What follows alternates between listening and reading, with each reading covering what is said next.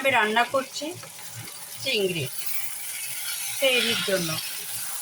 এই চিংড়িটাকে কি করেছি, আগে পেঁয়াজ দিয়ে সুন্দর করে লাল লাল করে ভুনা করেছি।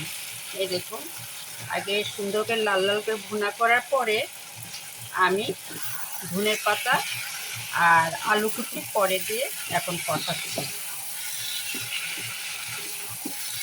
তার একটাই কারণ, চিংড়ি মাছটাকে আগে আমি কষালে, লাল লাল করে কষালে মাছটা সুস্বাদু হবে। এই জন্য আমি আগে মশলা দিয়ে চিংড়ি মাছটাকে সুন্দর করে কষিয়ে এখন আলু আর ধনে পাতা একসঙ্গে দিয়ে দিয়েছি। আর এই চিংড়ি ভুনা আমার বাচ্চাদের খুব পছন্দ। আমি ইচ্ছা করলে আমি এটা পেঁয়াজ দিয়ে ভুনা করতে পারতাম, কিন্তু চিন্তা করলাম সেহরির জন্য শুধু পেঁয়াজ না দিয়ে একটু আলু কেটে দিই। এই জন্য আমি একটু আলু কেটে এই চিংড়িটা ভুনা করতেছি। সেহরির জন্য আর কিছু তেমন কিছু করবো না, এই চিংড়ি ভুনা করবো, তার সঙ্গে একটু ভর্তা থাকবে, বেগুন ভর্তা আর ডাল। তার সঙ্গে একটু আছে লাউ শাক, এটা সিদ্ধ করে রেখেছি।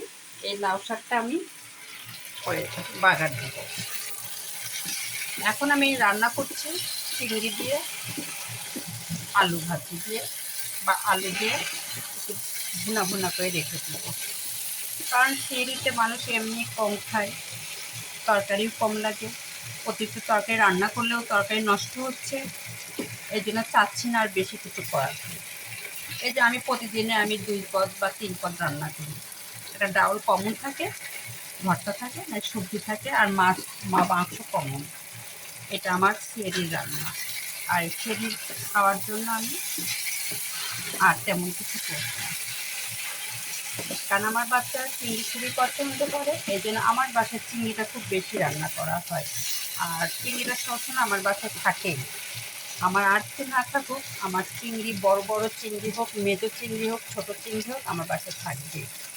কারণ বাচ্চারা এর চেয়ে ছোটো চিংড়িটা আর খেতে চায় না, একটু বড়ই চায়। এই জন্য এটাও ছোটো হয়েছে বিদায় আমি আলু দিয়েই ভুনা করলাম। আর এর একটু বড় হলে আমি কী করতাম, শুধু পেঁয়াজ দিয়ে করতাম। কিন্তু বড়টা এখন আপাতত নেই, আছে এটা এই লেভেলেরটা। এই জন্য এটাকেই সেহরির জন্য রান্না করছি। কালকে মাছ খাওয়া হয়েছে, পরশুদিন মাংস খাওয়া হয়েছে, আজকে আর রেগুলার করবো না। আজকে করলাম একটু চিংড়ি ভুনা। এগুলো আমার সেহরির রান্না। আর বেশি তো করা যাচ্ছে না, আপনি বেশি করলে নষ্ট হচ্ছে। মানুষ আমরা 3 জন, এই জন্য আমি অল্প করেই করছি। তারপরেও খাবার থেকে যাচ্ছে, সেহরিতে কেউ তেমন খেতে চায় না, যা রান্না করায় তাই থেকে যায়। আর এই জন্য একটু পছন্দ মতোই রান্না করা হয়, যাতে একটু সবাই খেতে পারে রুচি সম্মত।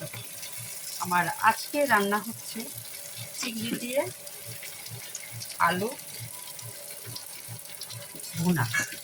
এটাকে আমি হালকা একটু ভুনা ভুনা করে রেখে দিই, ঝোল রাখবো না, যেহেতু ডাউল আমার আছে। শুধু কষানোর পরে আমি এটা ভুনা ভুনা করে রেখে দেবো। চিংড়ি দিয়ে আলু ভুনা আজকে রান্না আমার।